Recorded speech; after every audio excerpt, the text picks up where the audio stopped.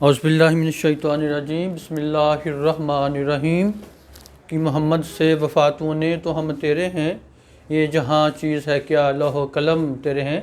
My dear friend, आज हम नहायत ही अहम दवा रियूम के बारे में पढ़ेंगे। टिपिकली हम रियूम के बारे में ये पढ़ेंगे कि उसका बच्चा कैसा होता है, उसकी क्या क्या साइंस एंड सिम्टम्स होती हैं, उसकी क्या क्या फ़ीचर्स होती हैं, उसकी क्या क्या हैबिट्स होती हैं, उसकी क्या आदत होती हैं, उसको क्या पसंद होता है, उसको क्या नापसंद होता है, उसको किस किस किस्म की बीमारी हो सकती हैं, इसके बारे में आज हम डिस्कस करेंगे।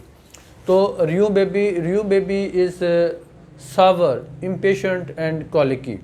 रियू जो बच्चा है ये इससे हमें खट्टी बू आएगी, इसके पर्सपिरेशन से, इसकी स्मेल से सावर स्मेल हमें आएगी और मोस्टली इसके पेट में दर्द रहती है। कॉलिकी बेबी है, हर वक्त पेट के साथ इसका मसला रहता है। इसमें इसका रोना, हमें रोना और बार बार रोना, रोते ही रहना, ठीक है, चुप ना करना, सारा उसकी बेसिक वजह जो होती है वो उसका कॉलिक होता है, उसकी कॉल की पेन होती है, उसके एब्डोमेन में दर्द हो रहा होता है। They are always screaming and crying with urging and sour stool. अच्छा, हर वक्त ये स्क्रीमिंग का मतलब होता है चीखना चिल्लाना, ऐसे ऐसे करते रहना, साथ मोशन आ गया, फिर मोशन की हाजत हो रही लेकिन मोशन आ भी नहीं रहा, इस तरह की कंडीशन में भी ये बच्चा रहता है और रोता भी रहता है साथ साथ। The stools are sour, the taste is sour, the whole body has a sour smell.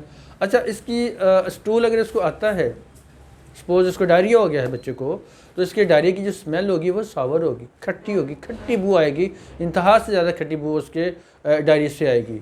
इस तरह से ये बच्चा, इसकी फिर स्टूल के अलावा इसकी जो टेस्ट है मुंह का जायका वो भी खट्टा है, इसकी जो वॉमिटिंग है वो भी खट्टी है, इससे जो स्मेल आएगी वो भी खट्टी, जितने भी एक्सक्रीशंस, जितनी भी चीज़ें इसकी बॉडी से स्किड होती हैं उनमें से खट्टी बदबू आती है।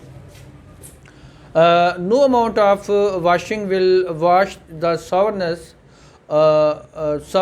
out of a characteristic Rheum baby. अच्छा, रियूम बेबी की ये बहुत बड़ी करेक्टरिस्टिक है कि जितना मर्जी नहला लें, जितना मर्जी इसको धो लें, जैसे मर्जी इसकी सफाई कर लें, इसके अंदर से खट्टी बदबू आनी ही आनी है।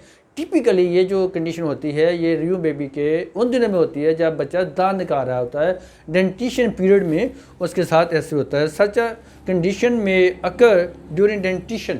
तो डेंटिशन के दौरान जब बच्चा मसलन 6 माह की उम्र होती है तो 6 माह की उम्र में बच्चे दांत निकालना शुरू कर देते हैं। जब बच्चा दांत निकालना शुरू करता है उसको डिफ़िकल्ट डेंटिशन होती है, दांत आसानी से नहीं निकल पा रहे होते और उसके साथ उसको मोशन भी आ रहे होते हैं, ठीक है, और वो जो मोशन आ रहे होते हैं वो खट्टी स्मेल वाले होते हैं। इस तरह से बच्चे को जितना मर्जी नहला ले माँ, लेकिन उसकी बॉडी से स्मेल आएगी ही आएगी और टिपिकली सावर स्मेल, खट्टी smell. Baby desires many things and cries dislikes even favourite playing things. बच्चा रोएगा, चलाएगा, ये मांगेगा, वो मांगे, इवन बात का डिज़ायर कर रहा था मैंने ये लेना वो लेना, लेकिन उसकी जो डिज़ायरेबल चीज़ें होती हैं जिनको वो चाहता है, जो उसकी फेवरेट होती हैं, उनको भी लेने से इनकार कर देता है। They do not like to eat the favourite things loathing after first bite. अच्छा, वो चीज़ें जो उसको बहुत पसंद होती हैं बच्चे को कि वो ये फलाफला चीज़ खाते, माँ को पता है, लेकिन जब माँ उसको देती है तो वो एक जैसे ही वो निवाला मुँह में डालता है तो साथ ही वो उसको लोदिंग ऐसे हेजिटेट करेगा खाने के, मैं नहीं खाने, जैसे कराहत सी उसको आती है, लोदिंग सी उसको फील होगी इसके साथ। They suffer from colic which causes severe crying with sour stool and not relieved by passing stool.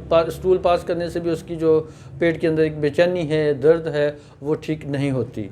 The stool is characterised by poppy, sour, brown, green, fermented, slimy और इक्रड। यानी इसका जो stool होगा वो इक्रड होगा। वो बच्चे की अगर वो मसलन एनएस पे वो स्टूल डायरी लगा हुआ है, उसको बच्चे को जहाँ जहाँ वो डायरी लगेगा वहाँ वहाँ बच्चे के वो इन्फॉर्मेशन हो सकती है, ठीक है।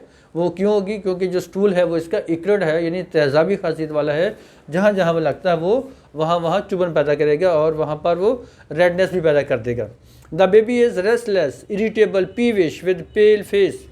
बच्चा बड़ा इरिटेबल है, पीविश है, पीविश चिड़चिड़ा सा है, रेस्टलेस है, बेचैन है, और साथ सोएगा भी नहीं इस तरह से।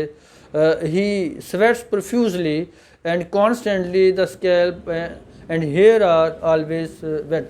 अच्छा, इसके बच्चे को बहुत ज़्यादा पसीना आता है, टिपिकली इसके सर पे बहुत पसीना आता है। इसका सर हर वक्त, इसका सर की जो स्कैल्प है और जो खाल है और जो बाल हैं वो हर वक्त भीगे रहते हैं। पसीना तो अब सलीशिया को भी आता है, पसीना तो कलकीरिया काब को भी बहुत आता है, ठीक है ना। और कलकीरिया काब का जो पसीना होता है उसमें भी सावरनेस होती है, ठीक है।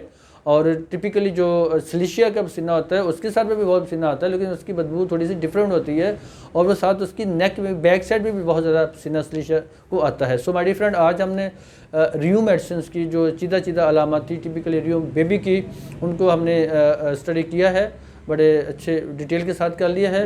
आप मेरे इस चैनल को प्लीज़ सब्सक्राइब करें, मेरी वीडियोज़ को लाइक करें, ठीक है, और इनको शेयर करें, और जितना आप फ़ायदा उठा सकते हैं उठाएं। Thank you very much. अल्लाह हाफिज़।